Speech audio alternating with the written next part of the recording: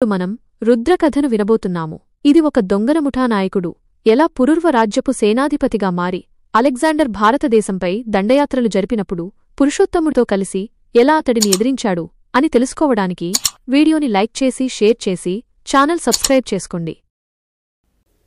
అంతమందిని గొంతు కోసి కుప్పవేయటానికి నాకు సుప్రతీకకు 40 క్షణాలు పట్టలేదు. వారందరూ అయిపోయిన తర్వాత నేను కత్తిని ఒరలో పెట్టి సుప్రతీక తొండం మీద చేతితో తడిమి నేను యవనులకు ఎదురు వెళ్లటానికి కొన్ని అడుగులు ముందుకు వేశాను.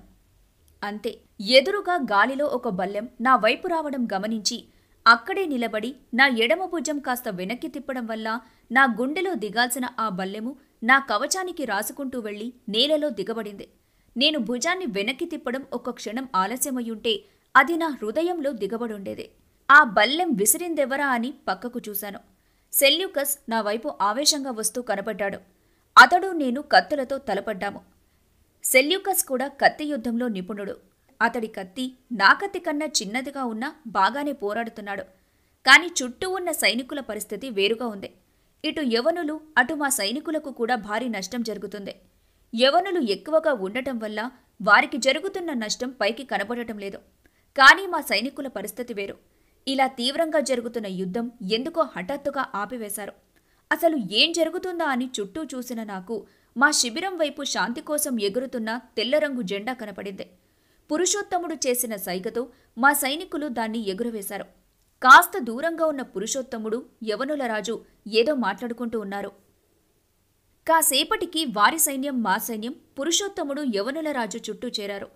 అసలు ఏం జరుగుతోందో అర్థం కాక నేను పురుషోత్తముడి దగ్గరకు పరిగెత్తాను. నేను పురుషోత్తముడి దగ్గరకు వెళ్ళి, ప్రభు, ఇప్పుడెందుకు యుద్ధం ఆపేశారు అని అడిగాను. దానికి పురుషోత్తముడు చుట్టూ ఉన్న సైనికులను చూపిస్తూ, వారు విరోచితంగా పోరాడి ఇప్పటికే చాలా అలసిపోయున్నారు. వారిని ఇంతకు మించి ఇబ్బంది పెట్టడం నాకు బాధ కలిగిస్తోంది. అందుకే ఆ యవనుల రాజుతో మాట్లాడి మన తరపున నేను, వారి తరపున అతడు మాత్రమే యుద్ధం చేయాలని నిర్ణయించుకున్నాం. అందుకే యుద్ధం ఇలా అర్ధాంతరంగా ఆపివేయించాను. అయినా ఆ యవనులను అంతగా నమ్మటం మంచిది కాదు. మన వాళ్లను జాగ్రత్తగా ఉండమని చెప్పు. ఇక గెలుపా ఓటమా అని మా ఇద్దరి మధ్య తెలుస్తుంది. ఒకవేళ నేను ఓడిపోతే నేనతడితో పోరాడినంతసేపైనా మీకు విశ్రాంతి దొరుకుతుంది. అప్పుడు మీరు మళ్లీ చేయాల్సింది కొనసాగించొచ్చు అన్నాడు. పురుషోత్తముడి ఉద్దేశం నాకు అర్థమై, మీరు ఓడిపోరు ప్రభు, గెలిచి తీరుతారు అన్నాను. అప్పుడు పురుషోత్తముడు నా వైపు చూస్తూ, ఆ ధైర్యం నాకు ఉంది. కాని వాళ్లు కూడా మనలాగే ఆలోచిస్తూ ఉంటే అప్పుడైనా ఈ యుద్ధం తప్పదు కదా, అందుకే మీకు ఈ కాసేపు విశ్రాంతిద్దామనుకున్నాను అన్నాడు. ఆయన మాటలోని అంతరార్థం కొన్ని క్షణాలు ఆలోచించిన తర్వాత కానీ నాకు అర్థం కాలేదు. కొన్ని క్షణాల తర్వాత యవనుల రాజు మా పురుషోత్తమ మహారాజు మాత్రమే యుద్ధానికి దిగారు. ఇద్దరూ సరిసమానంగా పోరాడుతున్నారు. ఎవరెవరికీ తీసిపోవటం లేదు. ఇద్దరూ పోరాడి అలసిపోతున్నారు కాని ఎవ్వరూ ఓడిపోవటం లేదు. చాలాసేపు పోరాడిన తర్వాత ఇద్దరూ మధ్యలో కాస్త విరామం తీసుకునేందుకు పక్కకు వచ్చారు. నేను పురుషోత్తముడి దగ్గరకు వెళ్లి అతడి చేతిలోని కత్తి డాలు తీసుకుంటుండగా, మన వాళ్లను ఏమి జరిగినా సిద్ధంగా ఉండమను అని ఆయన నాకు చెప్పాడు. కొంతసేపు విరామం తర్వాత ఆ ఇద్దరి మధ్య మళ్లీ యుద్ధం ప్రారంభించేందుకు యవనుల రాజు సిద్ధమయ్యాడు. పురుషోత్తముడు కూడా సిద్ధమై బయలుదేరుతుండగా కుడి చేతికివ్వాల్సిన కత్తి ఎడమ చేతికి, ఎడమ చేతికివ్వాల్సిన డాలు కుడి చేతికి పొరపాటునిచ్చాను. పురుషోత్తముడికి ఏమాలోచనొచ్చిందో కాని వాటినతడు అలాగే తీసుకుని యుద్ధానికి దిగాడు. యవనుల రాజు ఎడమ చేతి వాటానికి ఇలాగే సరిపోయింది. యవనుల మహారాజు ఆటలు ఈసారి మా పురుషోత్తమ మహారాజు ముందు సాగలేదు. కాసేపు పోరాటం తర్వాత ఆ యవనుల రాజు భుజానికి పురుషోత్తముడు పెద్ద గాయం చేయడంతో అతడు పురుషోత్తముడి ముందు మోకాళ్ల మీద కూలబడ్డాడు. వారి మహారాజు ఒక్కసారిగా అలా కూలబడటంతో యవన సైనికుల్లో అప్పటి వరకు కనపడిన ధైర్యం క్షణంలో మాయమైపోయింది. తన ముందు కూలబడిన యవన మహారాజు మెడమీద పురుషోత్తముడు కత్తి పెట్టేసరికి అతణ్ణి చంపేస్తాడేమో అని అందరికీ అనిపించింది. కాని పురుషోత్తముడు అలా చేయలేదు. బహుశా అతడి చేతికున్న రక్షాబంధన్ వల్ల అతడొక సోదరికిచ్చిన మాట గుర్తుకొచ్చినట్టుంది. పురుషోత్తముడు తన ఆవేశాన్ని ఒక క్షణం అదుపు చేసుకుని కిందపడిన యవనరాజును వదిలివేయటంతో అతడలాగే కింద పడిపోయాడు. అతడలా కిందకి పడిపోగానే యవన సైనికాధికారులందరూ అతడి చుట్టూ చేరి బాధపడుతున్నారు. ఒక సైనికాధికారి మాత్రం మళ్లీ మొదలుపెట్టడానికేమో తన సైనికులకు వారి భాషలో ఏదో ఆజ్ఞ చేయగా వద్దు అని యవనుల రాజు సైగ చేయడంతో తన యుద్ధ ప్రయత్నాలు విరమించుకొని తీవ్రంగా గాయపడిన వారి మహారాజును ఒక డాలు మీద పడుకోబెట్టి వారి శిబిరం వైపు తీసుకెళ్లారు. ఆ మహాయుద్ధం అలా ముగిసింది అని రామకృష్ణకు రుద్ర తన ఆత్మకథను చెప్పడం ఆపేశాడు.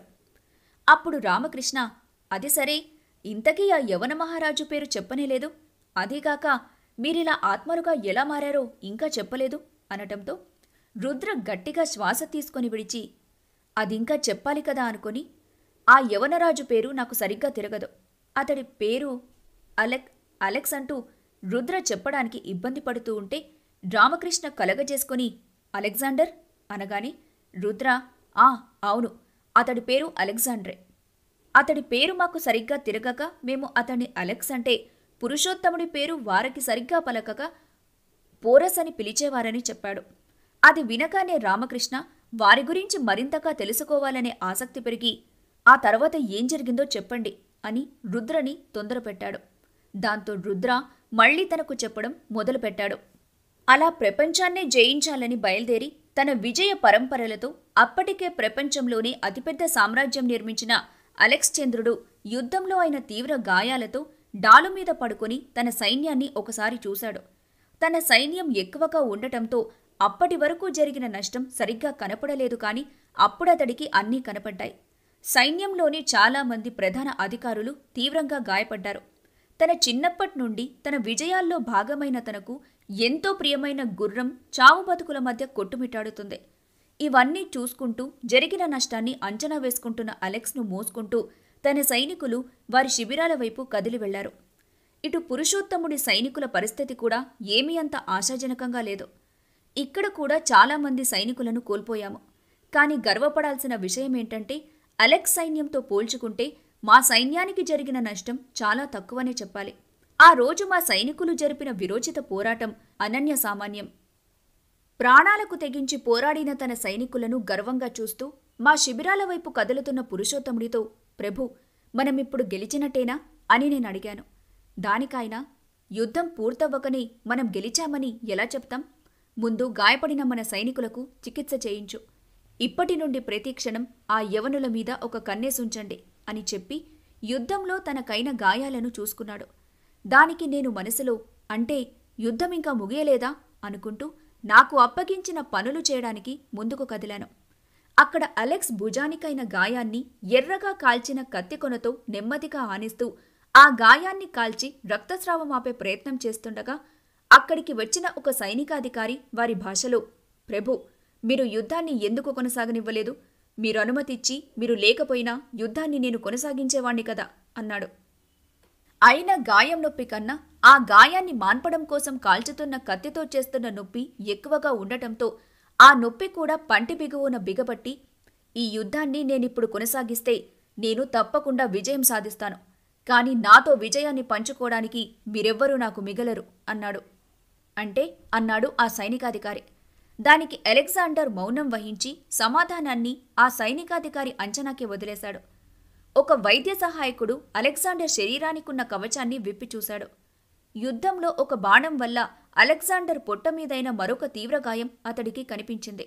భుజం మీద గాయాన్ని కాల్చి మాన్పుకోవడానికి ఒప్పుకున్నాడు, కాని పొట్ట మీదైన గాయాన్ని కాల్చడానికి మాత్రం అలెగ్జాండర్ అస్సలు అంగీకరించలేదు. అతడి వైద్యులు ఎంత బలవంతం చేసినా అదే మానిపోతుందిలే అంటూ అలెగ్జాండర్ ఆ గాయాన్ని నిర్లక్ష్యం చేసి విశ్రాంతికి ఉపక్రమించాడు. 4 రోజులు గడిచినా యవనుల శిబిరం నుండి అటు యుద్ధానికి కాని ఇటు శాంతికి కాని ప్రతిపాదనలు ఏవీ రాలేదు. 2 రోజుల నుండి వారి శిబిరంలో అసలు ఉత్సాహం ఏమీ కనబడటం లేదు. అందరూ ఏదో బాధలో ఉన్నట్టు కనబడుతుండటంతో అసలు విషయమేమిటో కనుక్కొని రమ్మని నన్ను పంపించాడు పురుషోత్తముడు. దాంతో ఈ 4 రోజుల్లో కాస్త పరిచయమైన ఒక యవన సైనికుడిని విషయం ఏమిటని అడిగాను. ప్రస్తుతం వారి మహారాజు ఆరోగ్యం బాగా క్షీణించింది. దాంతో ఏం చేయాలో దిక్కుతోచక సైనికాధికారులందరూ తలలు పట్టుకున్నారని చెప్పాడు. ఇది ఒక దొంగల ముఠా నాయకుడు ఎలా పురుర్వ రాజ్యపు సేనాధిపతిగా మారి అలెగ్జాండర్ భారతదేశంపై దండయాత్రలు జరిపినప్పుడు పురుషోత్తముడితో కలిసి ఎలా అతడిని ఎదిరించాడు అని తెలుసుకోవడానికి వీడియోని లైక్ చేసి షేర్ చేసి ఛానల్ సబ్స్క్రైబ్ చేసుకోండి.